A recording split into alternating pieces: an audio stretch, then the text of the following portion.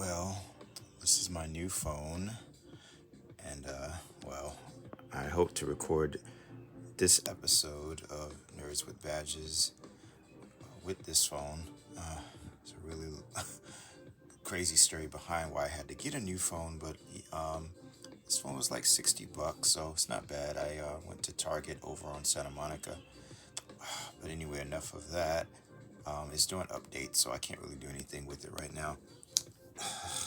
So, my name is Sergio Willis, for all those that don't know, and I'm doing a special series of videos for my Kickstarter campaign to raise awareness for my comic book production, comic book product project, comic book that I'm working on called Dragon Makes.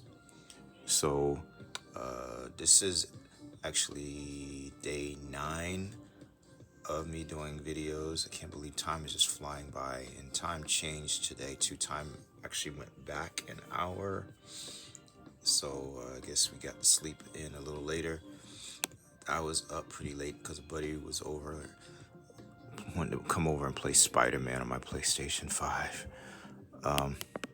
So again, my name is Sergio Willis, and this is episode 9 for my Kickstarter, and the program is called Nerds with Badges. The whole concept of Nerds with Badges is security guards, cops, military people that are into the things that I'm into, which are comic books, video games, pop culture. We talk about these things, but I'm doing a series of videos to focus on my Kickstarter project. It's my comic. It's called Dragon Makes. He's a superhero, sort of a superhero, Batman, Wolverine kind of character. Deals with supernatural, creepy stuff. So what I wanted to give the viewers a chance to get inside my head a bit more, to kind of understand where I'm coming from and where I'm going with all of this stuff. I think it just makes it easier to connect. So, Dragon Makes actually began with my oldest character, well, one of my oldest characters anyway, definitely the most enduring. And this character, actually, I did a comic book, a cartoon on this character years ago. I'll talk about that. But I used to draw this character, Detector Pig, when I was in elementary school.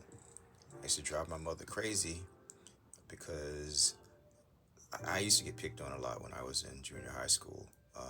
Being a nerd, that bullying is still a thing, and even now, people still have to deal with these things. But there are a lot more resources now to deal with this type of thing. I mean,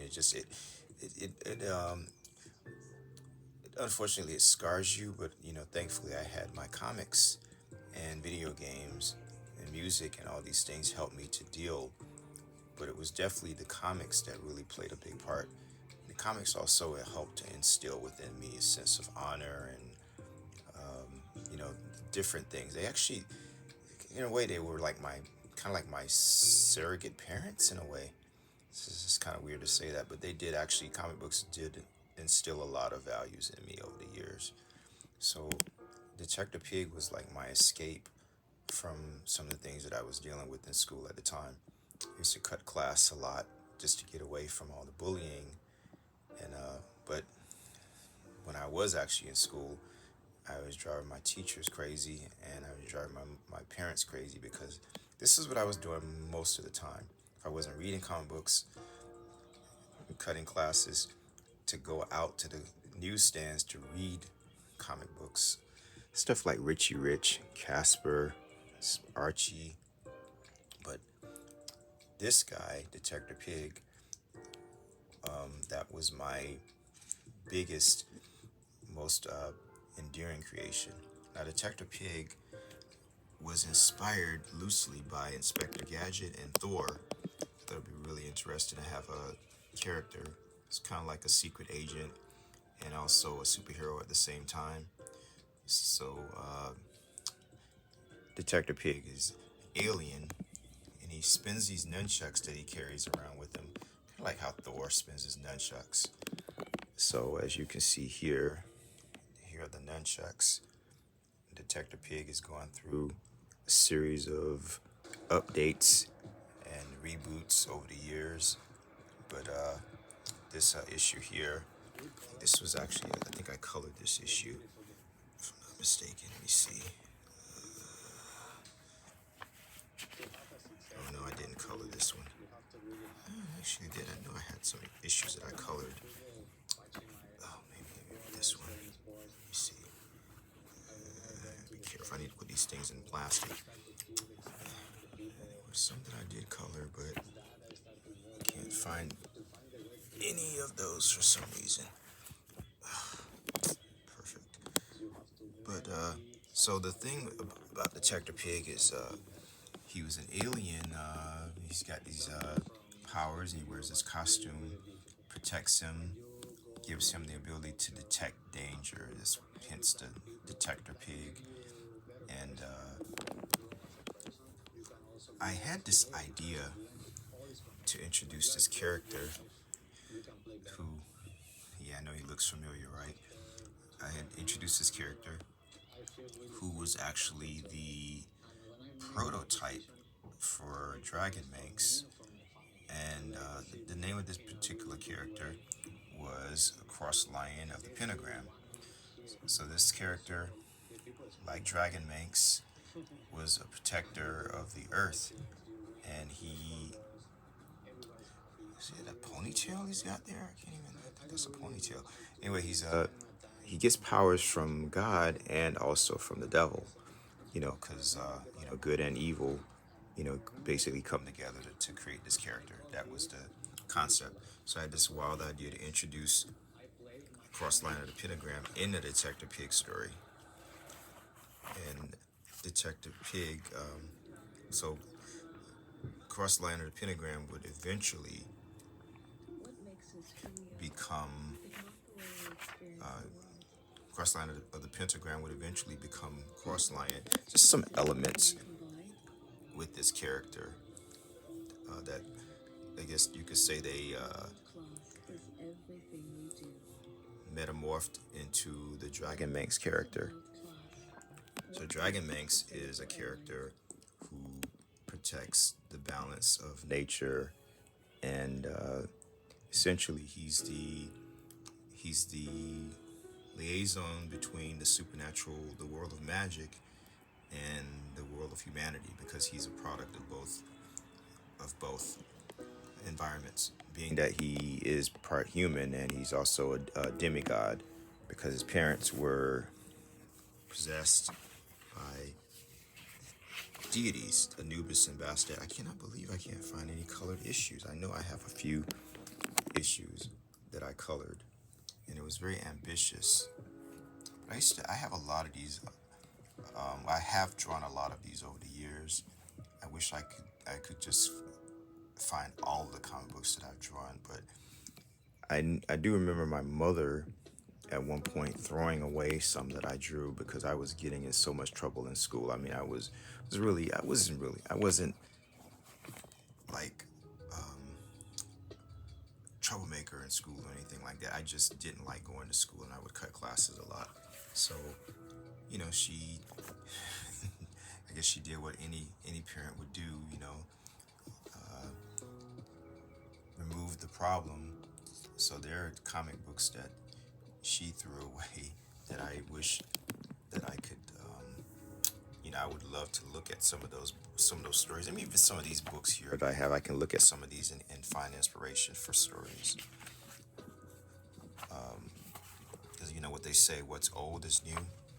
But I do find that there are a lot of good ideas in some of the things that I wrote years ago. So I'm not so affected by the things that I'm seeing now in comics, in movies and TV shows. It's kind of hard to not be affected, because sometimes you see things, you get ideas from them. So I had like a lot of, I don't know, maybe I can even do like a soft reboot or some of these things. Some of these I didn't even pencil. I mean, I didn't there are a lot. I have, I think I've got about 20 of them. So some really good ideas for some stories here. But so Detector Pig himself has been updated. A few years ago, I did a cartoon, and I'm doing a comic book right now that's actually introducing Detector Pig. I think the cartoon that I did is about maybe 3 minutes long, and I think this may be an issue that I colored. Let me see. Changing Detector Pig's costumes. Gosh, where are the ones that I colored? Oh my god. Definitely got to put all these in plastic though, keep them in better condition. I can't find any that I colored. It's just like the ones that I colored. No, it's not colored either. Jesus. I remember this particular story arc with the character. I had him fighting like monsters. Like here, he's doing the mummy, and there was Dracula. There's Frankenstein. There's Dracula up there, of course. So I really had a lot of fun with Detector Pig, and the cool thing is that I'm doing a connected universe, so all these characters will eventually team up with each other, interact with each other. It's not like they exist on like multiple universes or anything. I mean, some of the characters that I introduce will live in other dimensions, but I don't want to go overboard with the whole multiverse thing. I feel like we've seen it so much. It's actually a slick way to tell, to take different takes on characters. So Detective Pig he played a part in the character Dragon Manx, which my comic book that I'm doing a Kickstarter on is about. So this was the evolution. These were like the playing the seeds for Dragon Manx.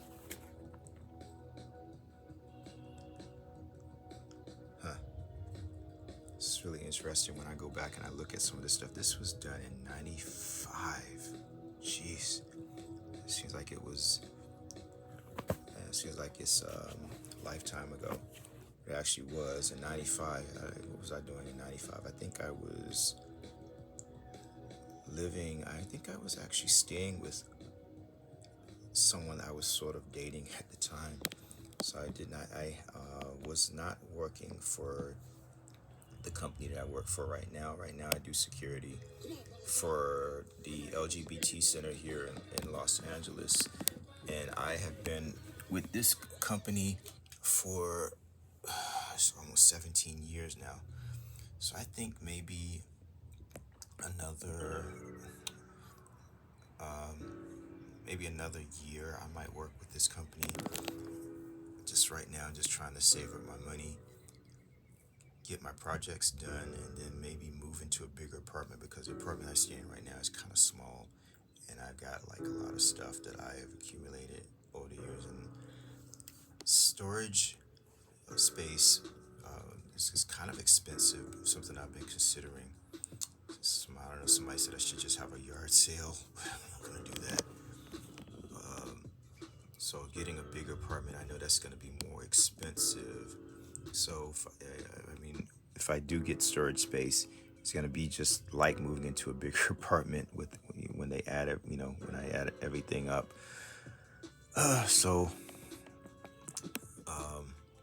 But that's the plan eventually, is to either get storage space or maybe move into a bigger apartment.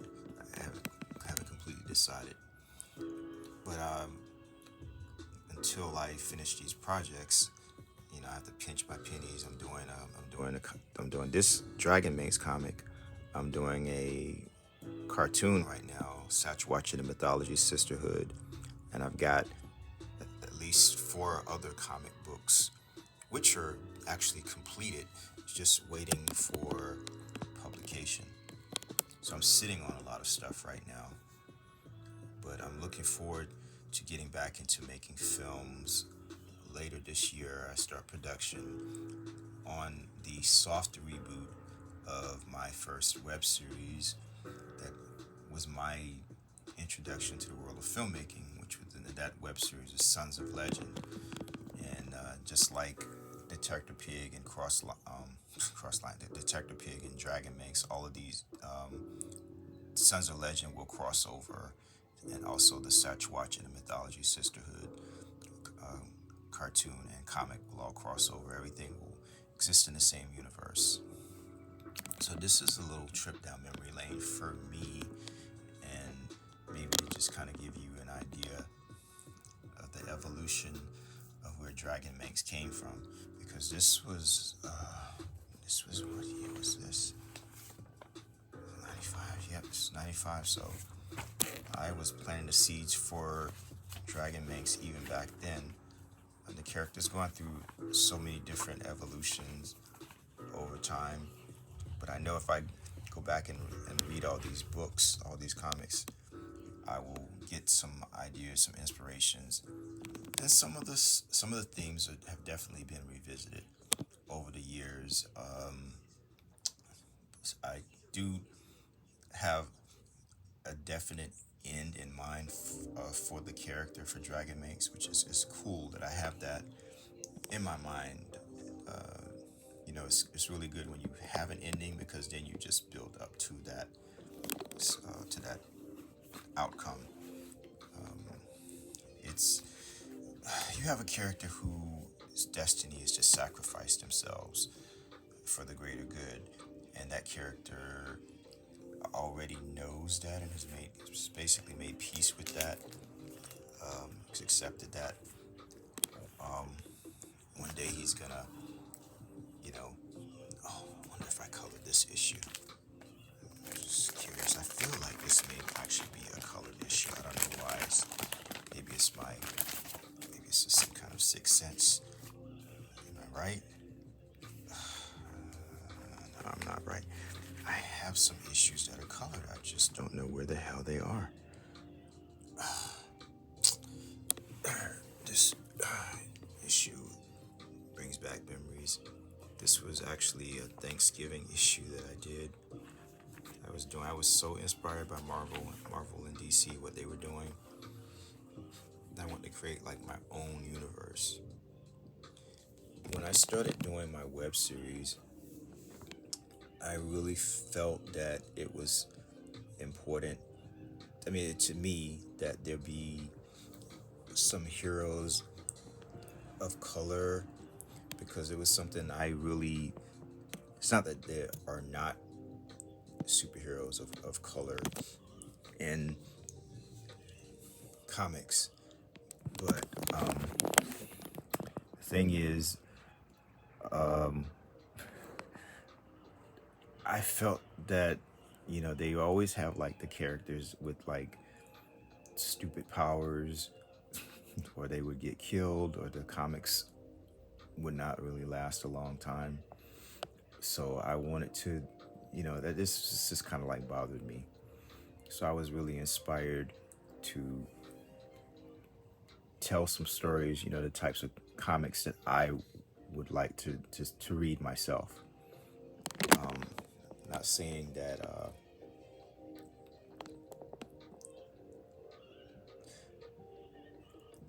the comic books. I don't want to put down the comic books, because there's definitely a place for the characters like Luke Cage and Black Lightning, and some of the other characters. But I always felt like the characters, they always have the strong. They give the black characters super strength and invulnerability, and that's very common. And somebody said something recently, which I think is funny. How they have I didn't really think much about, but see, like there's a lot of black characters that have electricity based powers, and it's just funny because Dragon Manx himself even has like bioelectricity. But the bioelectricity power that I have for Dragon Manx was actually inspired loosely by an ability that Godzilla has, which is like a nuclear pulse. You notice that he uses that. I think the first time I saw him use that power was maybe Godzilla versus King Ghidorah, which came out in the 90s. So it's almost like his body is surrounded, is like generates this electrical field, which is just kind of like repels everything. But it's supposed to be like a power he only uses like in the last moment. So Dragon Manx has that same ability, and Dragon Manx also has a power which I don't really utilize a lot, but I really want to utilize it more in stories. He has a sonic scream power, and that was the power that really defined him a lot in the early days when he was just Manx. Dragon Manx was Manx, like the cat, and then he became Dragon Manx. Well, it was Alpha Manx, and then it was Dragon Manx. And I gave him like these two weapons, these two like swords called the Shadow Sabers. And Dragon Manx, I remember there was a time when he was Alpha Manx, and I remember I used to go. There was a site very much like Facebook years ago. It's out of focus. It was a site. It's called Black Planet. I don't know if it's still around. Maybe it is. But blackplanet.com was very much like MySpace in its format. And I used to write short stories. And it's interesting. I don't know if it's a coincidence, but I have noticed that some of the ideas in some of those stories have actually shown up in some places. And I really wonder, it's me put my tinfoil hat on. But what I was gonna get at is that the name Alpha Manx, someone actually someone actually was upset at me for having a character. I guess the fact that he was gay, that they were offended by by the fact that the character was called Alpha Manx, and they were like, you know, you can't say that, and that's not right, and that's like disrespecting the. I guess it was a fraternity or something, someone in a fraternity. And I'm thinking to myself, well, there's Alpha, and then there's Omega, and there's Omega Supreme, and Alpha Centauri, and you know Alpha and Omega. So you don't really have like you don't have a monopoly on the word Alpha. I don't know. It's just one something really strange, and it's interesting to me that I haven't forgotten that. But I know some people, you know, the gay thing. Some people are just weird with the whole gay thing. That's is something that I have to be mindful of. It doesn't define me as a person. It's a part of who I am. But some people, they see that the color of your skin, your socioeconomic status, or whatever, you know, and people latch onto these things and they use these things to just kind of. I feel like I'm preaching, but I don't want to preach. But we have enough reasons to not like each other. I think we should be looking at the things that we have in common and just looking for reasons to get along with each other. But yeah, I do sound like I'm preaching. But I just sometimes it feels like people reach for reasons to like not get along with other people. So I don't know. They say that as artists, we have the ability to create social change, and it's true to be mindful of what you're putting out there. But if you have issues or things that you want to address and talk about, then you have a platform. And sometimes people, you may actually make a difference in someone's life if you write about certain things, you know, maybe. So I think about people like, you know, people like Marvin Gaye, you know, when he did the album What's Going On, you know, there was a lot of pushback for him doing that. But I think that is the album that he that's the album that he's probably mostly known for, because that album was just so the message. And I hope through Dragon Manx and all my other stories, I can, maybe make a difference, not just have some cool art, but also have a message in my creations that might, make the world a better place in its own way, create some kind of social change. I mean, in the very least, someone out there who might feel some of the things that I feel can draw some inspiration just from seeing another African American person doing these types of things, movies, cartoons, comics, because I get inspired, but I mean, I'm going to be real. A lot of my role models when I was coming up doing this type of thing were not African Americans, because there were so few of us. But I remember, and I'm gonna cut this short. So I wasn't thinking I would be doing a 30-minute video. But years ago, I was in a comic book shop back in North Carolina. This is before I moved here to California. And it's a comic book shop I used to go to. And the comic book shop was called the Book Trader. I used to go there and buy comics. And I had done this TV interview with a friend of mine who owned and operated his own radio station. His name was Jim Rouse, and he did a segment actually on me. I wish I knew where that video was. It was probably somewhere, but he talked to me about my projects and inspirations. And I was in this comic book shop, and this kid walked over to me. This little brother, and he wanted my autograph. And I was there with a buddy of mine. I thought he was kidding. I was like, and my buddy was like, "No, give it to him. He's give it to him." And his mother was like, just smiling and just. So I did. I actually did give him my autograph, and I thought that was just so cool, because this kid had actually seen me on that show that I did.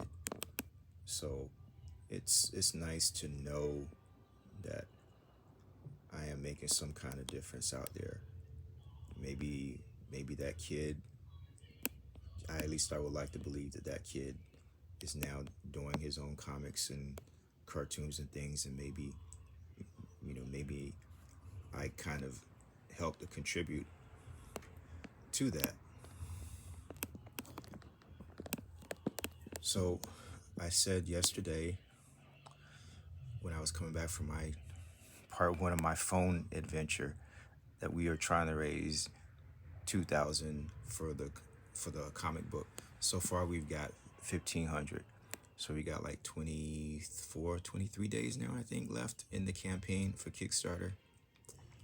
So I'm doing my videos to really talk about the whole project, and also where it came from. The whole concept of Dragon Manx, this superhero, this black superhero who also happens to be LGBT, but he's a character who is going through a transformative period in his life, with his powers and also other things that are happening. So it won't be like, if you start reading the comic book, you would have to have like a backstory on this character. If you're going in fresh and you don't really know anything about Dragon Manx or my universe, that's fine, because you should look at this as I'm doing a soft reboot of everything.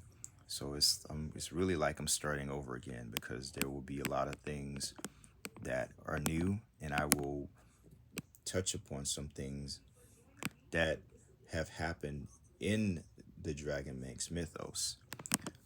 Like I did my web series years ago, and some of those story elements will be revisited and updated.